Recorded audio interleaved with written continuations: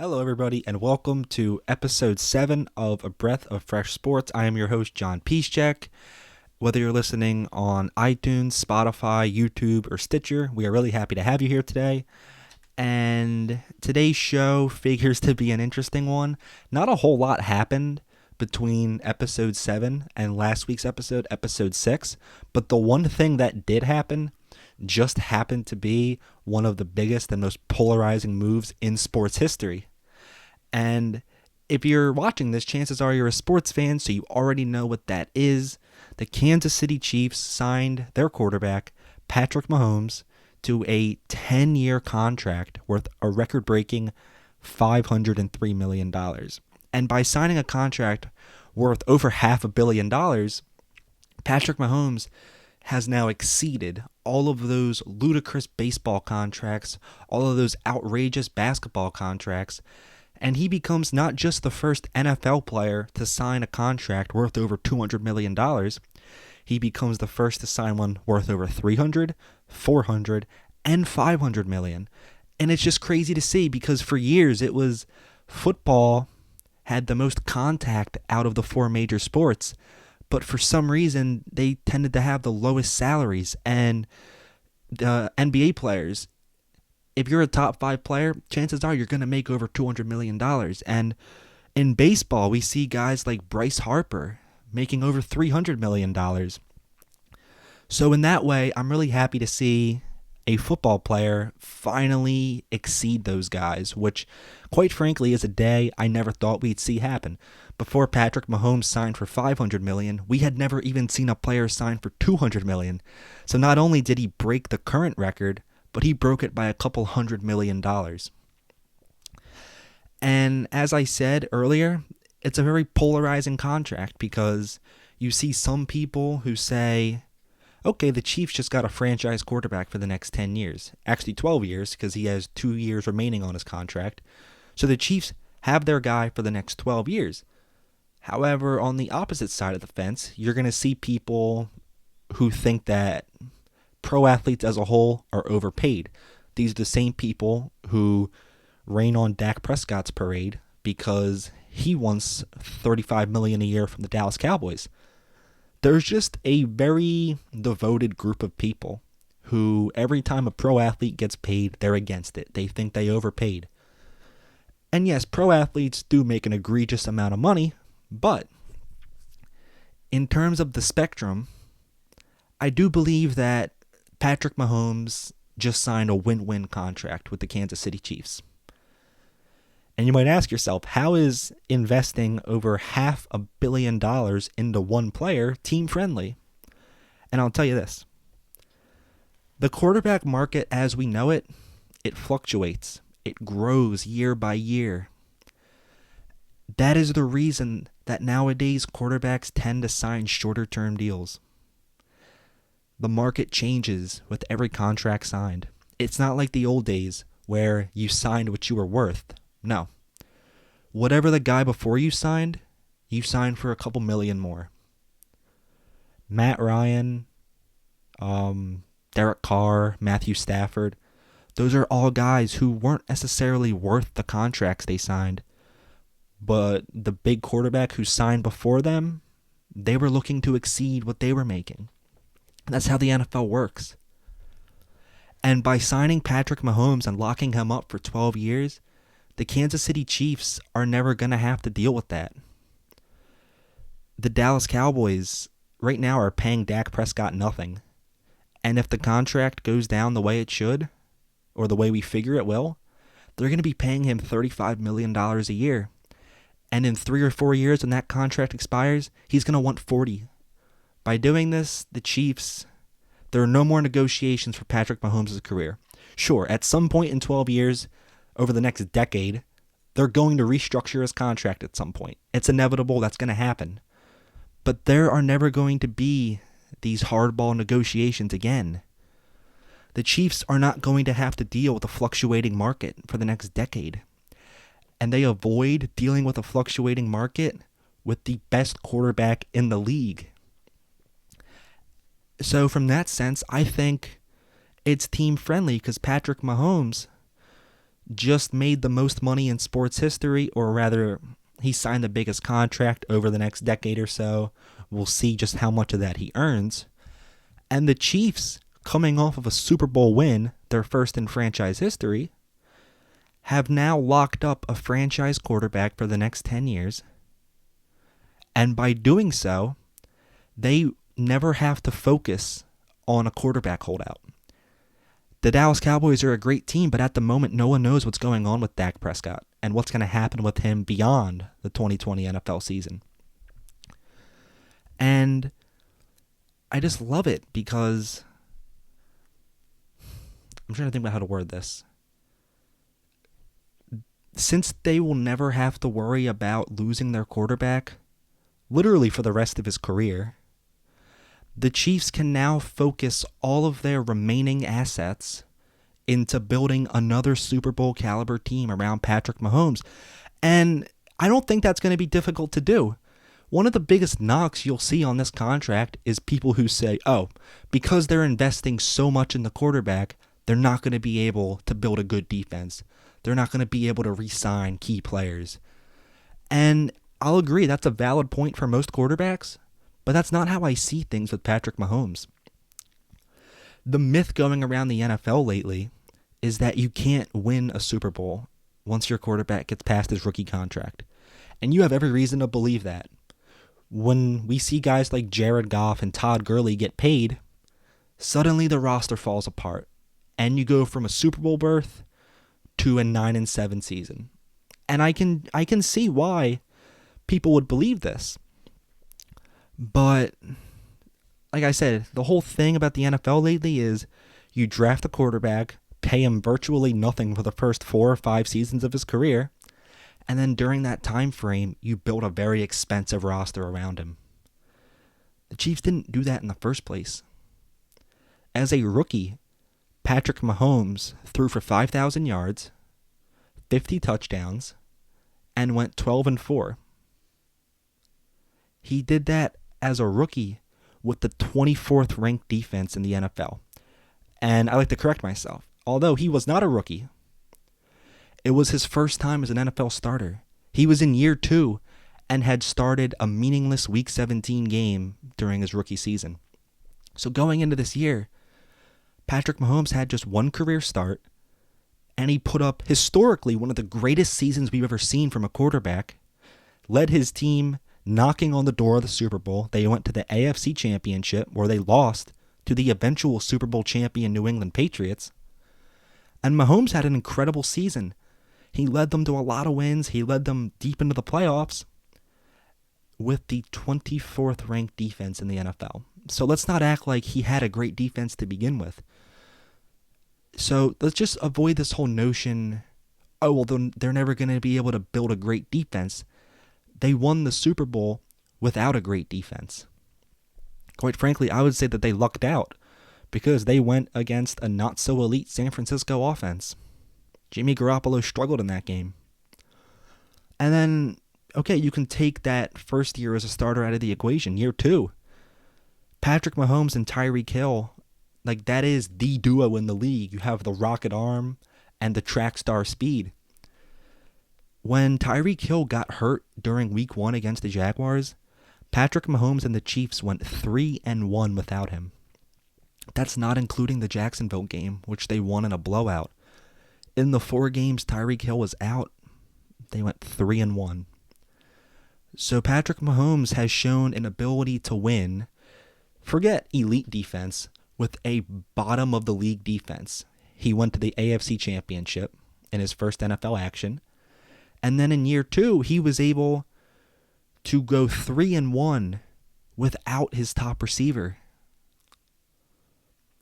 I don't think that the Kansas City Chiefs are going to be dealing with a problem in the near future, that they're struggling to build a team around Patrick Mahomes. I don't think Patrick Mahomes is ever going to become Aaron Rodgers, who can't get over the hump and can't get to that second Super Bowl because he has a bad defense. No, I don't see Patrick Mahomes as that. Patrick Mahomes has had great success with a bad defense. Excuse me. But I hate this notion that, oh, they can't build a winning team around him. Patrick Mahomes can carry a team like no one I've ever seen before. It's truly incredible what he's able to do on a weekly basis in the NFL. The tape of Patrick Mahomes is the tale of two tapes. His first year as a starter, he put up Manning-like numbers, 50 touchdowns, 5,000 yards, and they had a very successful season. In year two as a starter, his numbers dipped. He had about 1,000 less passing yards, half as many touchdowns rather. But they won a Super Bowl. He has shown the ability to put up Manning-like numbers with a Brett Favre-type arm, and then also play a Tom Brady style of disciplined winning football. It's rare. He is truly a generational prospect. We don't see that often. And as I just said, he's got Manning's stats, Brady's mindset, and a once-in-a-lifetime ability to carry a team. The 24th ranked defense and no Tyreek Hill, and he just keeps winning games. That is uncanny. I love Patrick Mahomes.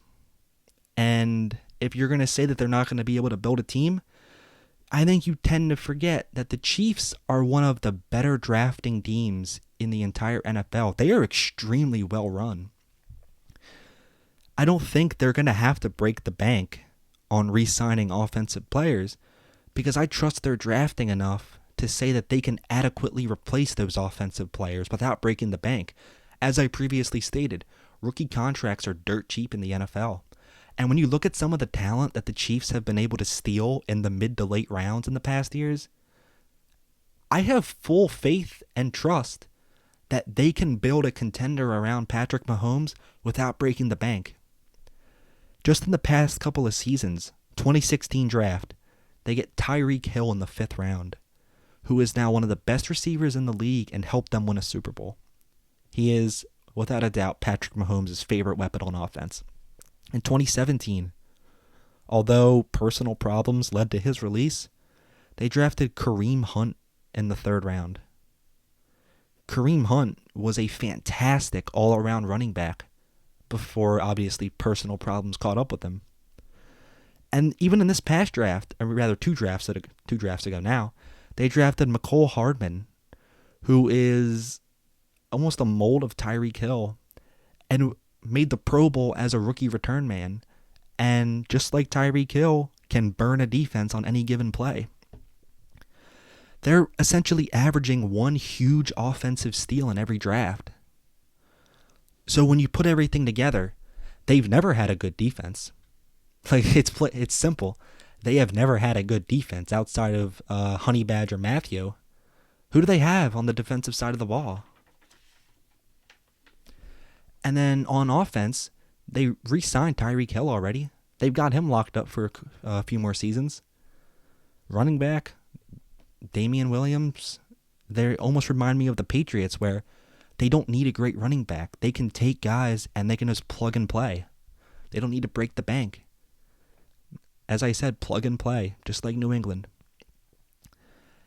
And if they can continue to draft, and they're drafting, offensively speaking, they are drafting better than almost any other team in the NFL. If they can continue to do that, they're not going to have to break the bank on offensive players.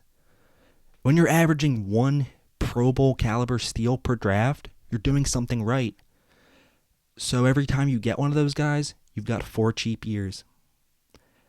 And I believe Patrick Mahomes can win a Super Bowl with those 4 cheap years of players. So personally, I think the Chiefs can honestly take the opposite route on this one. I think they can invest heavily in the quarterback and not really dish out money anywhere else, and they can have success. If they just continue this magnificent drafting with Patrick Mahomes under contract for 12 years, they will never have to break the bank on playmakers. It's pretty simple at this point. You draft a guy who can run fast and catch the ball. That's it. You could put Usain Bolt on the Chiefs offense. He'd be a 1,000-yard receiver with Patrick Mahomes. It's a win-win. Who knows what the quarterback market is going to look like in 5 years, yet alone 10 years. The Chiefs get the best player in the world. The Kansas City Chiefs, I'll say it. They signed the best football player on the planet for the next 12 years. And if this isn't a win-win, I don't know what is. Patrick Mahomes is now set for life. He has stability that quarterbacks would kill for. Aaron Rodgers, he doesn't even have an owner. Aaron Rodgers and Brett Favre, they were surrounded by dysfunction for quite a while. And it cost them a good deal of their primes, especially Aaron Rodgers. The Packers couldn't build a defense to save their lives, and it affected his football career. Patrick Mahomes doesn't have that. He is benefiting from a front office who's drafting Pro Bowlers in the 5th round. Mahomes gets to stay around that for the rest of his career. He's set for life, and he gets the stability that most quarterbacks would kill for. And then from the Chiefs' standpoint, you just got a franchise quarterback for the rest of his career. You have the best quarterback on the planet for the rest of his career. I don't see what's not to like about this contract. The Chiefs, by getting Patrick Mahomes to sign this contract, they just ensure that they will never become the Dallas Cowboys with Dak Prescott. And you look at the quarterback market as it is right now, Dak Prescott, Deshaun Watson, Lamar Jackson, they are all going to hit free agency within the next couple of years. And when every one of those guys signs their contract, the price would have gone up and up and up. So kudos to Clark Hunt, Andy Reid, and the Kansas City Chiefs for somehow dishing out $500 million, and they somehow made it team-friendly. I'm usually against these moves. I think Derek Carr was overpaid. I think Dak Prescott's about to get overpaid. I think Kirk Cousins was overpaid. But Patrick Mahomes deserved every penny of this contract, and I'm not worried about their inability to surround him with talent. They've done a fantastic job of it. I don't see it stopping anytime soon. And he won without having the best surroundings in the first place. So altogether, I love Patrick Mahomes. I love the way the Chiefs are drafting and running their organization. And in the end, I think that this was the best possible move to ensure that the Chiefs could win a Super Bowl or even a handful of Super Bowls over the next 12 years. And one of the biggest questions I've gotten is, with Patrick Mahomes signing this massive contract, how will that affect the rest of the quarterbacks that are in line for extensions? And my simple answer to this is I don't think it's going to affect them any differently than any normal contract would. And my reason for that is no one wants to sign 10-year contracts. It's simple. If Patrick Mahomes had signed 3 years, $40 million a year, Lamar Jackson would have wanted 3 or 4 years, $45 million a year. I think that quarterbacks are going to try their best to get a higher yearly salary than him, but I don't think that this affects the market that much just because it's not going to change things. No one wants 10-year deals. People, they want to sign 3 or 4 year contracts so they can hit free agency and cash in again. And that's becoming the trend in the NFL. Who remembers the Kirk Cousins drama that just seemingly never ended in Washington? Kirk was negotiating for years, and then when he finally hits free agency, he signs a 3-year contract. And it was kind of like, that's kind of short. And this past offseason, he signed a 2-year extension. They want to keep cashing in. They don't want to spend their primes locked up on a 10-year contract, almost like Scottie Pippen did. They don't want that. They want to sign 3 years for a boatload of money, and then they want to sign another 3-year deal for even more money. So I don't think that this necessarily affects the market at all, because regardless of who had signed the first $40 million contract, the next guy would have wanted more. And I think you're going to see that. Lamar Jackson is probably going to get a higher base salary than Patrick Mahomes. So in the end, yes, I do believe that Lamar Jackson, or maybe even Dak Prescott, with how much he's demanding, I think one of them is going to earn more yearly dollars than Patrick Mahomes. But I don't think that suddenly quarterbacks are going to want to sign 10-year deals and lock up them spending the rest of their primes with one team. I don't think they want that. So to answer that question simply, I don't think that this deal necessarily affects the market any differently than any other quarterback contract would have. It's just people are going to want more money, and that's the trend we've seen for about 5 years now. And I don't see that breaking anytime soon. And I sure as heck don't see any quarterback signing a 10-year contract anytime soon. There's a reason it never happens. And yeah, I don't really see the market changing outside of just the dollars yearly. It's going to stay at 3 or 4 year contracts. Heck, at the moment, the reason Dak Prescott hasn't signed with the Dallas Cowboys is because he wants a shorter term deal. And I think that says a lot, and I think that just further proves my point that these guys don't want to sign 10-year deals. They want to hit free agency again. So in the end, I think Mahomes' deal affects the market no differently than any other contract would have. And then to sort of end the show, I'm going to be doing a segment where essentially you can submit me a question on Instagram, and I will happily answer it on the show. If you want to know how to do that, it is at Breath of Fresh Sports, all lowercase, on Instagram. Every week a post goes up, and you can post whatever question you want. I guarantee to read it on an episode. And this week's question was actually NBA related. Anthony asks, who do you think is the most overrated big man in the NBA? And if anyone knows me well enough, they know Joel Embiid is by far the most overrated big man in the NBA. For years now, I've been hearing all about, oh, it's Joel Embiid time. He's going to break the NBA. It's never going to happen. It hasn't happened, and it's never going to happen. And my biggest example of this was, we are now 2 years back now, when LeBron James left the Cavaliers for the Los Angeles Lakers. There was this big talk going around the NBA. Who's the new best player in the East? Every sports show I saw and every friend of mine said Joel Embiid is the new best player in the Eastern Conference. And I said no. With Kawhi Leonard going to the Raptors, Kawhi is the new best player in the East. And when the playoffs rolled around, what happened? Kawhi Leonard eliminates Joel Embiid with a three-pointer right in his face to send him home in Game 7.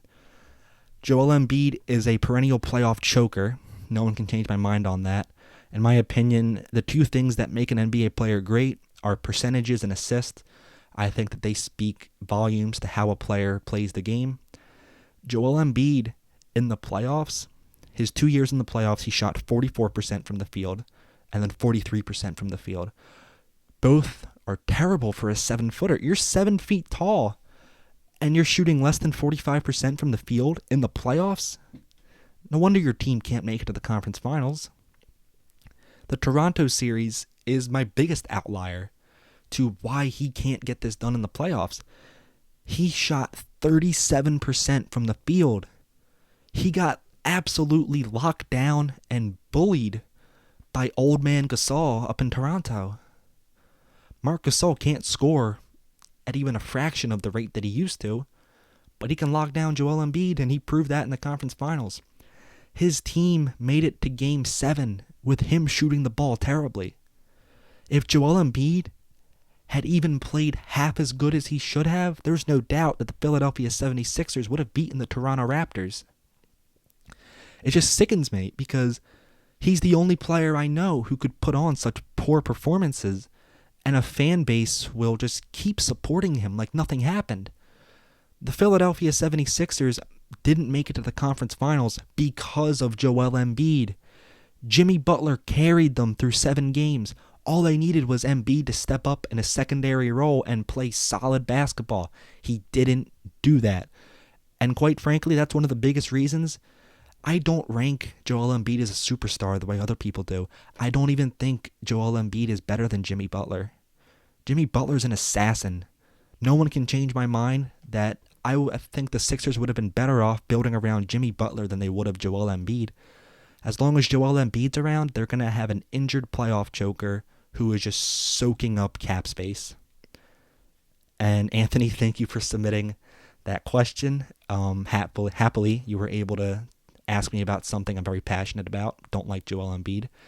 So thank you for that. And if you want to submit a question and see it on next week's episode, that is at Breath of Fresh Sports on Instagram, all lowercase. Thank you all for watching. As always, you know the drill. You can check me out on Apple Podcasts / iTunes, Spotify, Stitcher, and YouTube. And once again, thank you all so much. If just one of you can walk away entertained, I feel like I've done my job. And remember, feel free to submit questions. Feel free to leave me a rating on any platform. Thank you all for watching, and I cannot wait to see you next week.